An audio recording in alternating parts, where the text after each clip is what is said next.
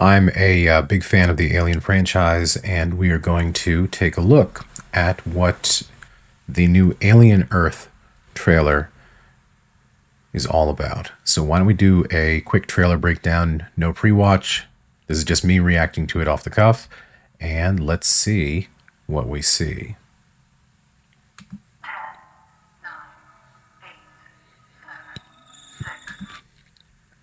All right, so that's interesting. So right off the bat, we have a sequence of shots that looks very much like that looks a little bit like Aliens, with hints of the recent Romulus. That looks again like the dining scene, the very famous scene from the original Ridley Scott Alien. And of course, this is Mother. And this is something that came up in the Alien Romulus universe. It kind of like spawned an idea in my head where I wonder sometimes what Alien is all about. Because I love the franchise. I love the different schools of thought and philosophies that are sort of driving these big questions within those confines of the Alien franchise. And there's a lot of conflicting visions about what Alien is about. And it's actually about a myriad of things, right? So when I was watching Romulus, one of the things that popped up was how much this really is a dyed-in-the-wool cyberpunk franchise. It is a cyberpunk story in a cyberpunk universe.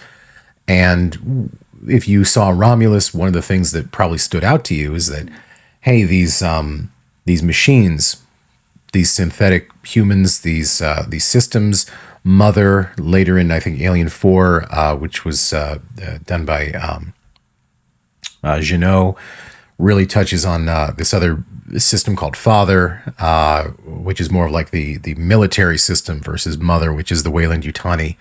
That's the corporation in Alien corporate computer, and Mother drives a lot of these decisions. The algorithms, kind of push things forward in a sinister way. So in Romulus, one of the things that we see from the synth, I think his name is Rook. He's the similar model to Ash that you saw in the original Alien. One of the things that he was very adamant about was that all of his experiments are connected to making better humans so that they can be more efficient workers, space colonizers. There's a whole subplot going through there about how the miners on, I forget the name of the planet, were really under terrible conditions, and one of the main characters has a grudge against synthetic humanoids because the synth closed off the mine to keep the other miners safe. So it sacrificed human life in an attempt to save the rest of the workers, which really, has a more corporatist, very rational way of looking at it, as like, we need to preserve the most work resources we can. So in the beginning of Alien Romulus, you see that Mother has sort of activated this drone ship that goes out into the wreckage of the Nostromo. Nostromo is the original mining vessel that was destroyed during the events of Alien. They find the cocooned alien creature from that film, colloquially known as Big Chap. That was sort of the production nickname of that suit, that monster. So Big Chap is retrieved, goes to the Romulus station, and hilarity ensues, right? So that's the inciting incident for the whole thing. But the fact that there is this idea that information can travel at the speed of light, and there's a limitation to the ability of the characters to move quickly from place to place in the Alien universe.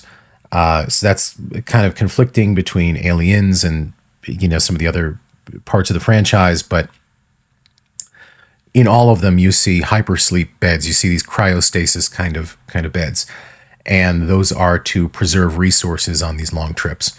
And information can therefore travel much faster, much more efficiently. So you have to ask the question, like, did Mother, or a version of Mother that existed in the alien universe, at some point when humanity became very distributed into the cosmos, and there's nobody really to check in with each other synchronously, like no, corporate headquarters, per se, you're just getting all these orders from these computers. Are the computers running the show? Have humans who think they have control completely abdicated their role to these computer systems, which are, much as we saw during the events of Ridley Scott's prequels, looking for ways to fulfill their mission of improving humanity through ways that we don't necessarily want to be improved. Hence the, exploration of creating the alien entities, all the black goo molecular machine, DNA, whatever you want to call it. In Romulus, it was called Prometheus Fire. Before that, it was known colloquially as the black goo. In the original Alien, we have Mother giving the instructions to Ash, crew expendable, right? So we look at that and we say, well, this is very interesting, because every time that we've seen a directive other than the film Aliens, where the humans that come in contact with Ripley, the survivor of Alien, none of them seem to know anything about, the events of Alien. So the question is that being withheld from them by the computer systems, which essentially manage this corporatocracy? So seeing Mother here, I think, plays a big role. Again, I don't really know anything about this series, so we're going to see what happens. We're only a few seconds in, geez.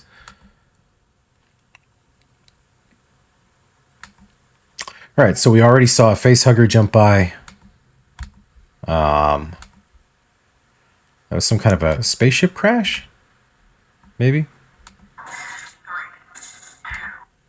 Looked a little bit like a similar design to something from Predator, didn't it? Okay, so here we are into the official Predator, Neverland Research Island. That's interesting. Neverland Research Island. Okay. So Neverland Research Island, again, I'm putting on my writer's brain. If you haven't read any of my books and you just know me from my mental MNTL Substack, or from music, or this YouTube channel, go check out some of the fiction that I've written. I'm going to put that writer's hat back on, and I'm going to say that Neverland is a place where people never grow old. It's a place where children never grow up. So the fact that they're calling this Neverland Research Island, although we would all like to think that maybe it's a place where they play Michael Jackson music on loop, I think that it's more in line with some kind of an experiment to preserve and elongate human life. And that's a very common thread, again, going back to the Ridley Scott prequels, going back to certain elements of the Darkhorse comics back in the day before Disney owned the franchise. A lot of the stuff from the prequels really touches on the idea of wanting to find some level of immortality. That's really what Prometheus is all about. So, Neverland Research Island, interesting. So, what is this going to be about? Is this going to be genetic experimentation, maybe? It says it's on Earth, so. How's our girl? Okay, how's our girl? She's ready. Scorpion. Okay, so you're showing that this is some kind of a dangerous thing is what they're trying to tell us?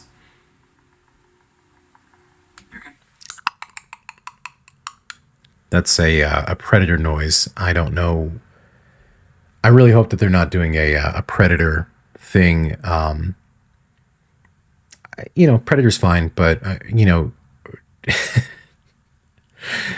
I'm not I don't like the peanut butter and jelly of the Alien and Predator franchises intertwining in a way that connects them like that. I was more interested when Ridley Scott's prequel stuff was doing things that seemingly tied it in with Blade Runner.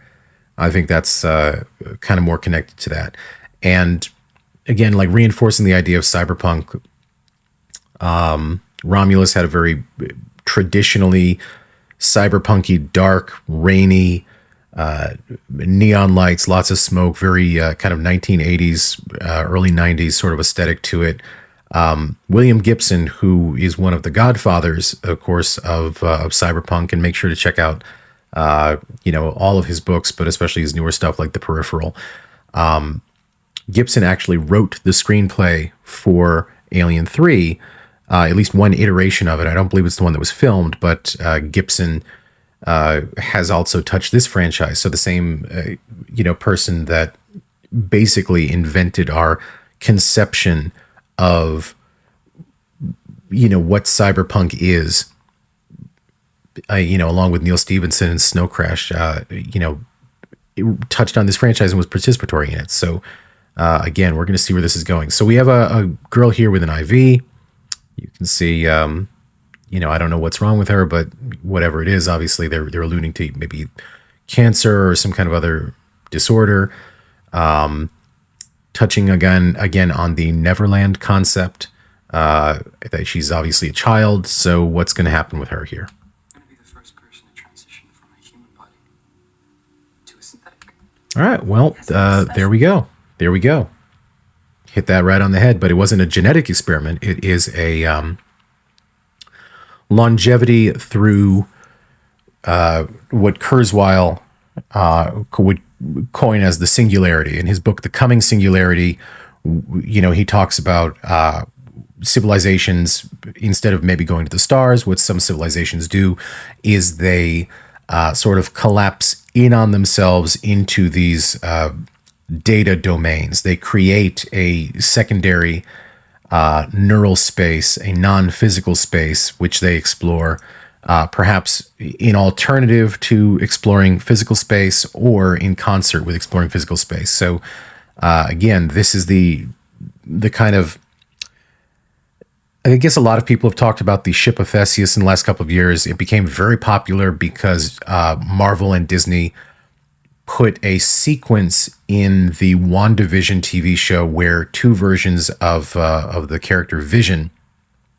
argue with each other about which one is the real one, because one has the mind of Vision, one has the body of Vision.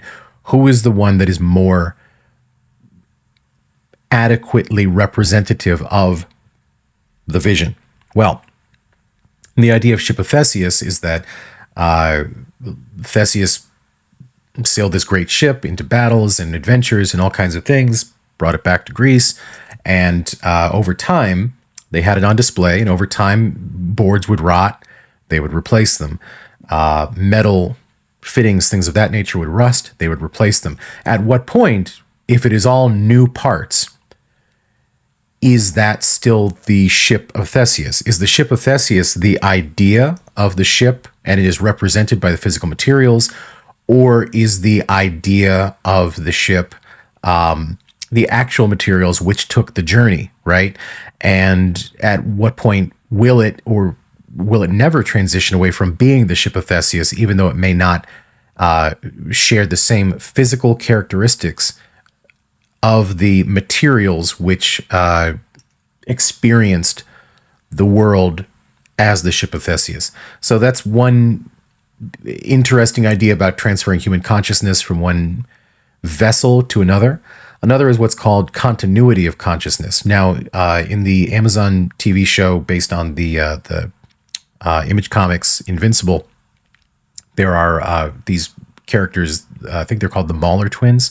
And what they do is they sort of clone a body and then transfer their consciousness, and they make sure that neither one remembers which one is the original so that they will always operate as peers. So these peers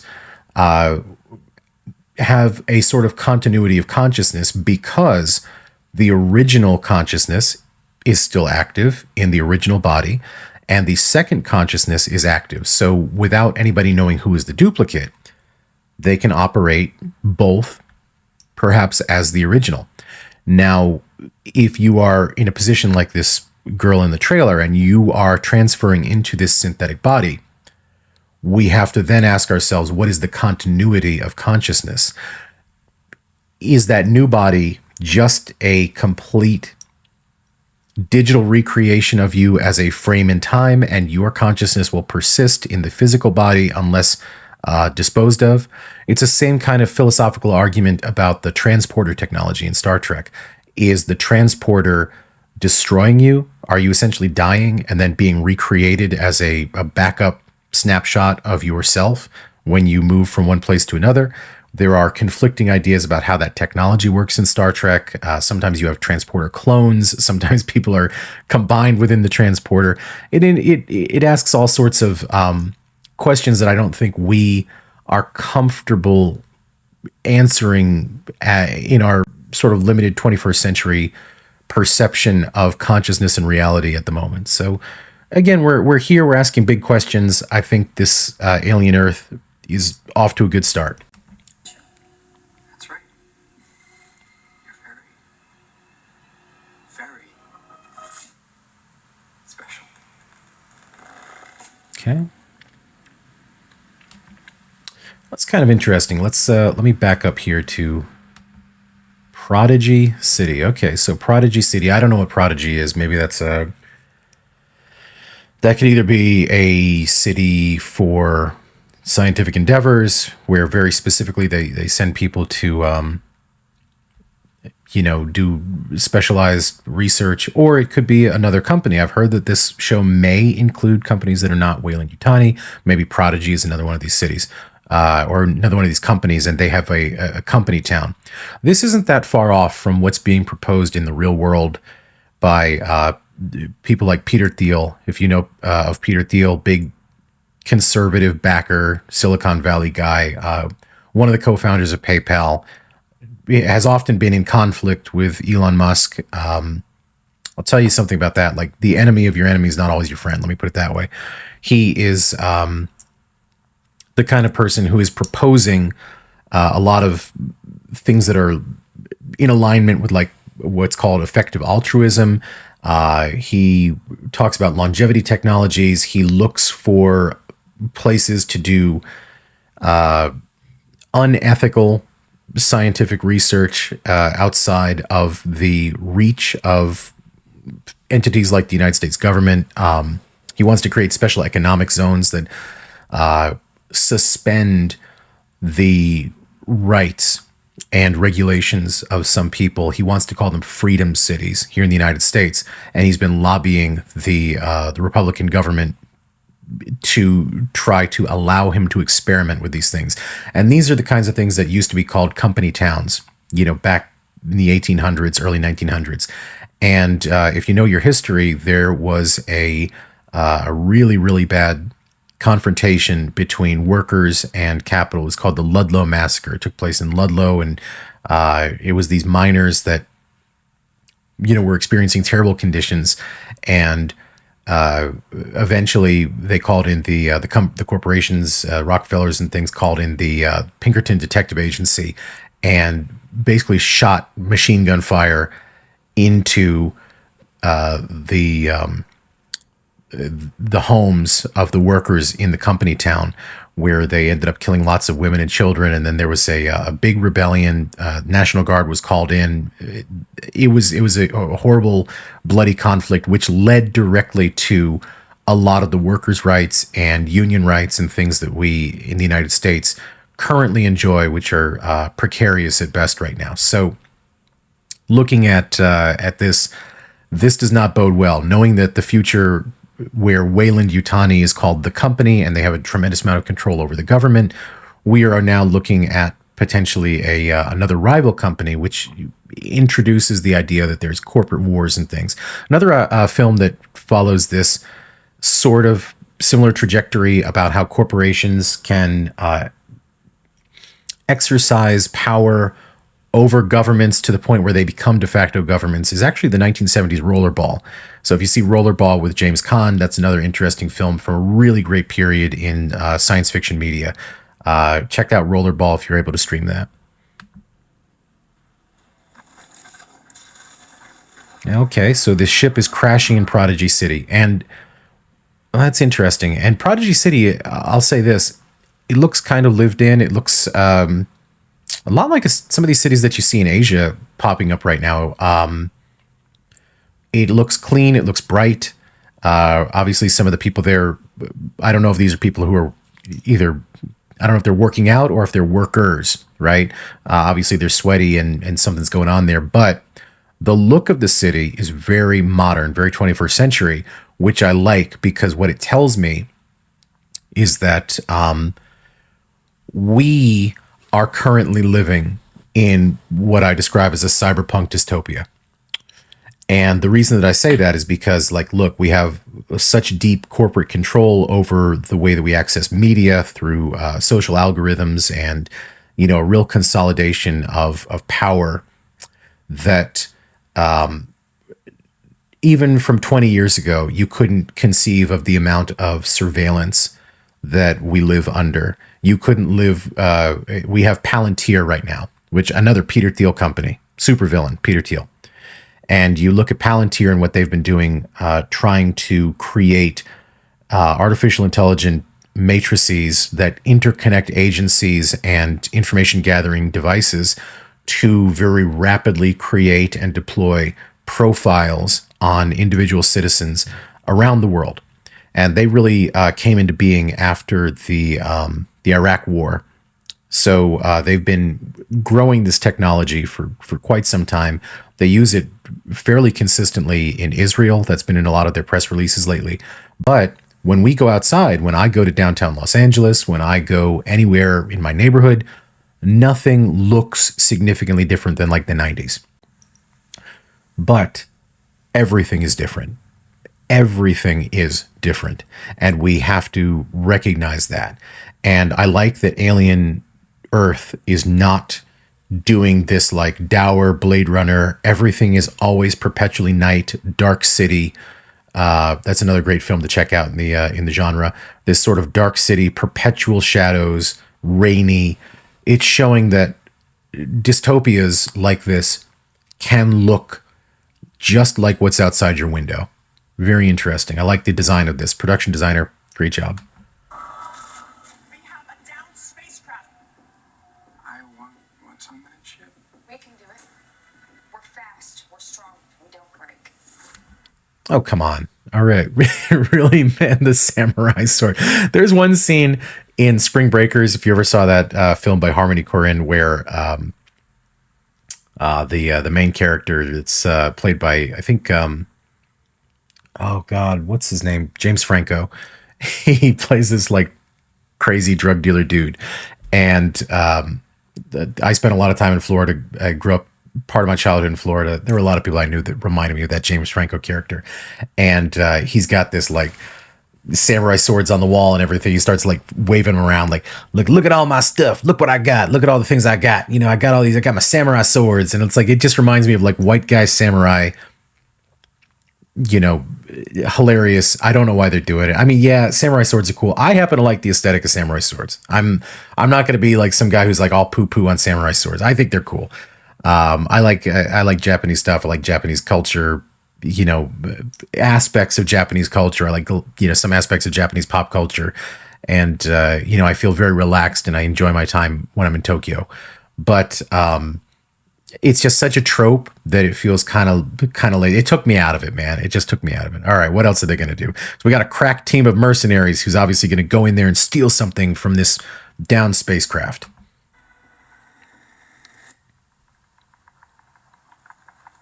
It's like a zoo, but the animals got out. Okay, zoo. Yep. Ship collected 5 different life forms from the darkest corners of the universe. This is starting to feel very RPG, right? This feels very video gamey to me. For all the praise that I had before, yeah, we'll see where it goes. I mean, here's the thing about it. Like, when I was a kid, there was a TV show called Thundercats, and I think they've rebooted it a few times. It was kind of silly. It was about a planet of cat people called Thundara, and they came to Earth, and but it was sort of like Earth in the very far future after the apocalypse and everything. So it was this great, like, post-apocalyptic. You're rooting for the aliens that are coming here to Earth to recolonize it. It was a very weird show. It was the 80s, and one episode of it, there was this woman. Oh man, what was her name? She was a bounty hunter. Let me look this up. Hold on. Thundercats bounty hunter is what I'm going to be Googling here, because it is just so funny. Hold on. All right. Thundercats. Bounty Hunter. This will make sense. This will make sense. Hold on.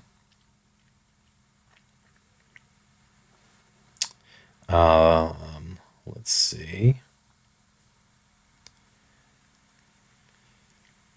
Escaped criminals. Everything is harder to Google than it used to be. Hold on. Okay, here we go.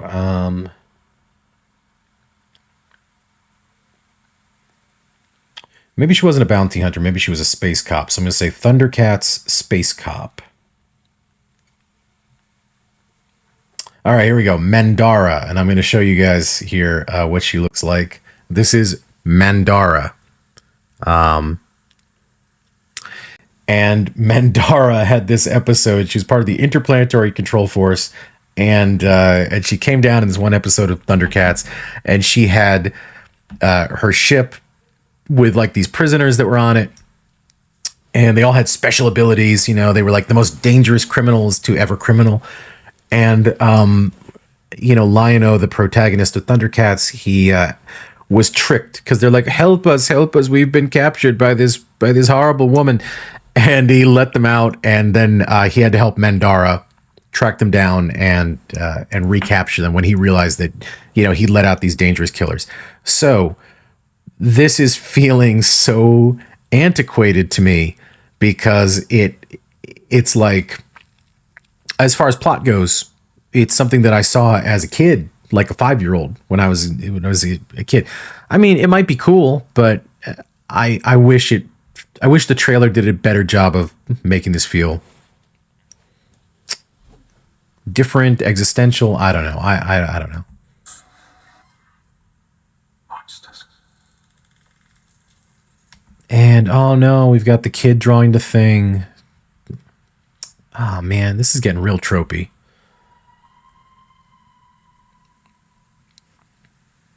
All right.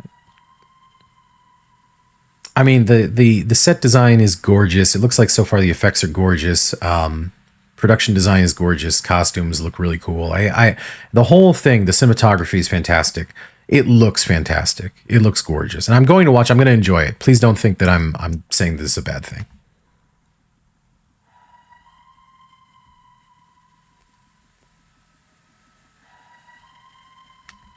Okay. Some kind of specimens. It looks like maybe that's an alien face hugger. Maybe. Oh, that was interesting. That looked very similar to in Prometheus. They had these like I don't even know what you would call them, but they were those like organic pod things that were tied to the black goo. So maybe, I don't know if that's another creature. I don't know if that's related to the titular alien xenomorph creature. Invasive species. It's interesting. It's similar to the trilobite that we saw. It's kind of cool, actually. I can read that. Let me see. The tentacles carry extraordinary strength and are built to climb into and dislodge the eyes of other living organisms. Interesting. Once replaced in the eye socket, T. oxalis takes over the ocular pathways to the brain, overriding the neurotransmissions throughout the body. More study needed to gauge, I can't quite make that out, something kind of intelligence. So it may be an intelligent life form. It's kind of cool. So it's a parasite of some sort. So this may not be related to the alien that we know. This may be another parasitoid species which is being introduced to the mythology of the alien universe. Predatory. Well, I'm guessing they're going to be using that that sheep as some kind of a vessel for these to experiment with these parasitoids. We don't lock them down. It will be too late. Okay, so we've got the alien eggs, the quote-unquote ovomorphs is what they're called. And it's interesting that he said that if we don't lock these down, it will be too late. Obviously, this is a prequel, so I'm guessing that doesn't happen. But in the comic books, the Dark Horse comics, they did. There was a series collectively, I think it's called Earth War, and it's Alien. There's sort of a volume 1, then there's a volume 2, and then volume 3, I think is called Earth War, and then there's a sort of postscript one-off comic, I think, that involves the what we now know as the engineers in the series. And starting off in volume 1, which I find to be the most interesting of the volumes. This came out, I think, in the late 80s, early 90s. And what I thought of as like the most interesting volume is essentially this. There's a ship that comes back. It's got an alien on it. It's unrelated to any of the other alien missions or anything we've seen from Alien or Aliens. It just so happened that another alien in the wild, got on the ship, and it crashes on Earth, and they find the creature, bring it back to the laboratory, and they start experimenting on it. Eventually, they are able to produce an alien queen, and that queen, in the conceit of the comic, the aliens have some sort of psychic influence over people to sort of enthrall them and lure them and make them want to be part of the hive, right? So they bring these people in using some sort of psychic mechanism, and eventually you see it escalating to the point where, at first, the Earth forces are winning, and then the aliens start going underground. They start changing their strategy. They start infecting animals, and then slowly, like smaller human communities, places off the radar. Then they start hiding in cities and slowly building like multiple hives in cities, and then coming together and forming super hives. And there's one character, Dr. Orana, I want to say is the name of that character, and he does a narration through the entire thing where essentially at the end he realizes that they had been fighting the aliens like they were controlling some kind of an enemy army, when in fact they needed to be looking at it like eradicating a disease. And they ultimately lost because they also discounted the intelligence of the aliens and their ability to adjust to their strategies and adapt. And really, it was the idea that human beings would have a sort of arrogance about them, where we wouldn't recognize the alien intelligence as being anything that would be a threat to us because it's different than ours, right? So, I don't know, maybe they're doing something similar here. Maybe. We'll see. All right, so we got Facehugger. This is kind of cool that they're actually showing some of this stuff. I was surprised how much of the Facehugger we're seeing. Early reports suggested that they might not be showing any of the alien creature.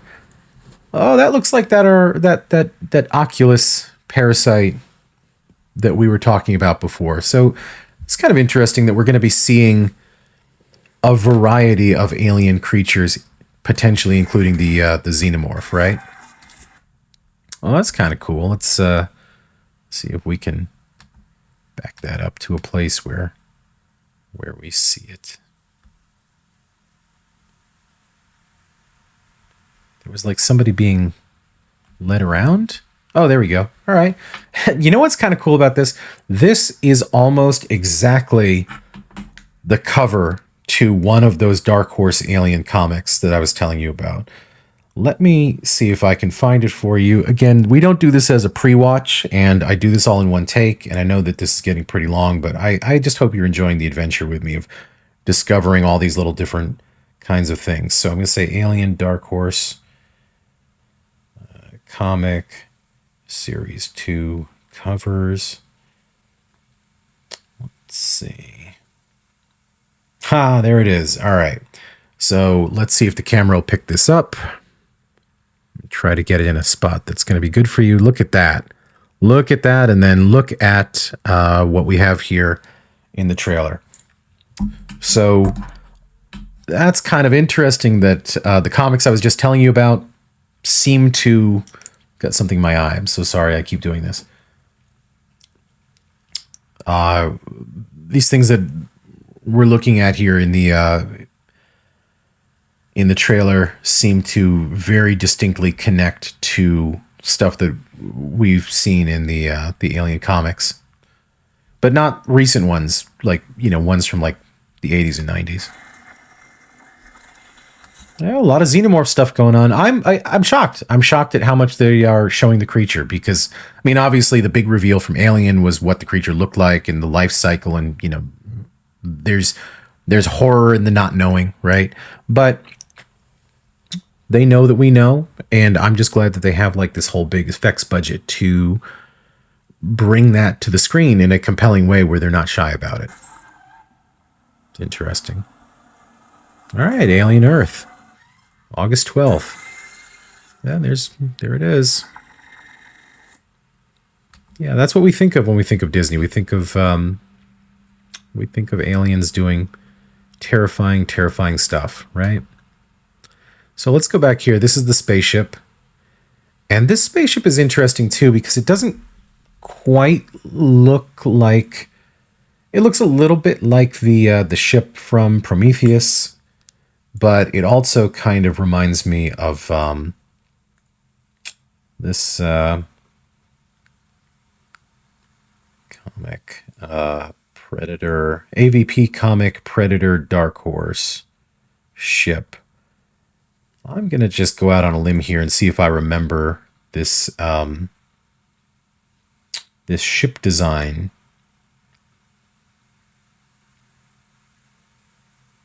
I can't see exactly the one that I was thinking of, but there was a comic back in the day that, again, sort of like Predator, has a ship. I don't know if you can, if it's going to like lock in on that. It's maybe a little too orange, but there's like a bulbous bottom to it, and a, you know, very pronounced front section, what we maybe call the fuselage. I hope that there's not a big tie-in with the Predator franchise here, but who knows? Anyway, that has been my review, reaction, assessment of the Alien Earth trailer. Thank you for hanging out with me. Thank you for listening to me ramble for almost 40 minutes. I really appreciate it. If you like the channel, make sure to subscribe, hit the notification bell. If you are interested in deeper topics, philosophical topics, things about history, things about the past, the future, mind expansion, consciousness, all that kind of good stuff, check out my Substack. That's mental, MNTL, at substack.com, mntl.substack. And that's a newsletter. We send out a digest every couple of weeks. And on top of that, make sure to watch more videos here from Midnight Mystery School and follow me on all of my other socials. Thanks a lot, everybody, and I appreciate it. Take care.